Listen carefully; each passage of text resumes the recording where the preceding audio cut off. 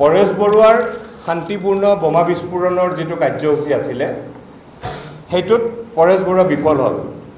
বিফল কেনেকৈ হ'ল? আমাৰ সন্দেহ হয় কাৰিকৰী বিজুতিৰ কাৰণে বোমকেইটা নুফুটিল।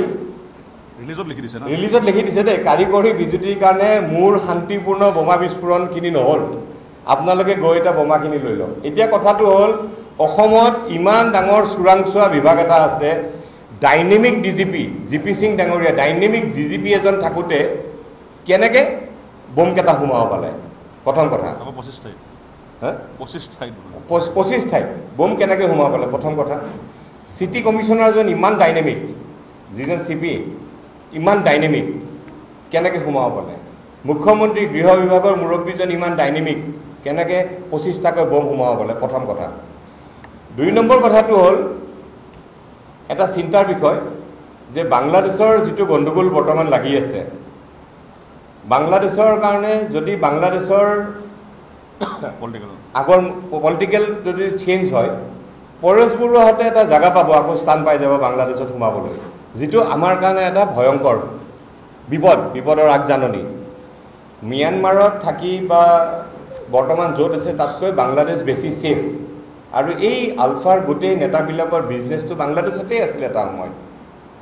যদি পলিটিকেল চিনিয়ৰটো বদলি যায়, নতুন মুখ্যমন্ত্ৰী আহে, প্ৰধানমন্ত্ৰী যদি আহে, বাংলাদেশত সোমাবলৈ যদি সুবিধাটো পায়, তেতিয়া কিন্তু আকৌ অসমৰ আকৌ এই ৰক্তাক্ত পৰিৱেশটো আহিব।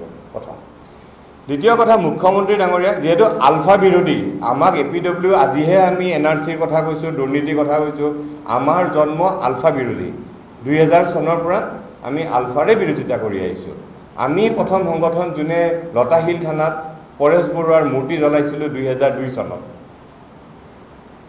এতিয়া কথাটো হ'ল মুখ্যমন্ত্ৰী ডাঙৰীয়াক আমি অনুৰোধ কৰিম, পৰেশ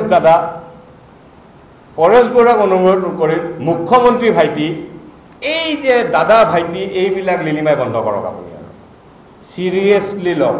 এইটো এটা থ্ৰেট টু দ্য নেশ্যন, চিৰিয়াছলি ল'ব লাগিব এই কথাটো।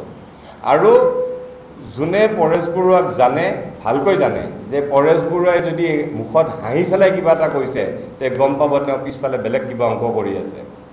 আৰু মুখ্যমন্ত্ৰী ডাঙৰীয়া, আপুনি আপোনাৰ পৰেশ বৰুৱাই মুখ্যমন্ত্ৰী ভাইটি, CM ভাইটি, এই লিলিমাই বন্ধ কৰক, ষ্ট্ৰিক্টলি কঠোৰভাৱে আলফাৰ এই ঘৃণনীয় কাৰ্যক দমন কৰক। যদি আজি বোমকেইটা ফুটি লয় কি হ'লে অৱস্থা? আৰু য'ত য'ত বোম স্থাপন কৰা হৈছে তাৰে আৰক্ষীক সোধপোছ কৰি ব্যৱস্থা ল'ব লাগে। SP কেইজনক মাতি পেলাই ব্যৱস্থা দিব লাগে, কিয় এইটো হ'বলৈ পালে? যদি সঁচাই বোম স্থাপন কৰিছে, আৰু যদি পৰেশ দাদা আৰু মুখ্যমন্ত্ৰী ভাইটি টাইপ কিবা যদি চলি পেলাই ইছ্যু ডাইভাৰ্ট কৰিব বিচাৰিছে, তেতিয়াহ'লে আমি আমাৰ ক'ব লগা একো নাই। আৰু যদি ইছ্যু ডাইভাৰ্ট নকৰি পেলাই যদি সঁচাই পৰেশ বৰুৱাই বোম দিছে, তেতিয়াহ'লে প্ৰত্যেক ডিষ্ট্ৰিক্টৰ য'ত য'ত বোম স্থাপন কৰিছে প্ৰত্যেকজন আৰক্ষী আৰু SPক সোধপোছ কৰিব লাগে, কেনেকৈ আহিব পাৰে। কিন্তু জাগুনৰ পৰা 25টা বোম কেনেকৈ লৈ আহিলে?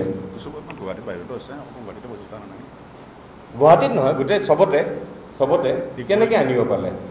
ঠিক আছে, আনিব পাৰে বাৰু, ঠিক আছে। কাৰিকৰী বিজুতিৰ কাৰণে নুফুটিল, যদি ফুটিল হয় কি হ'লে অৱস্থা? তাৰপিছত কি হ'লে? আজি কি অৱস্থা হ'ল? এই পৰেশ দাদা, মুখ্যমন্ত্ৰী ভাইটি, আজি কি ক'লে হয় তেওঁলোকে এতিয়া? সেইকাৰণে এই দুইজনৰ লিলিমাইটো বন্ধ কৰক। আপোনালোক কঠোৰ হওক, আপুনি কঠোৰ হওক মুখ্যমন্ত্ৰী ডাঙৰীয়া। যদি কিবা আপোনাৰ পুৰণা চিনাকি সম্পৰ্ক আছিল সেইটো বেলেগ কথা, চকীখন কিন্তু বেলেগ। আপুনি যিখন চকীত বহি আছে সেই চকীখন কঠোৰ হ'ব লাগিব, এই চকীখনত। আৰু সন্ত্ৰাসবাদক কোনো পধ্যে আশ্ৰয় দিব নোৱাৰে, কঠোৰভাৱে দমন কৰক।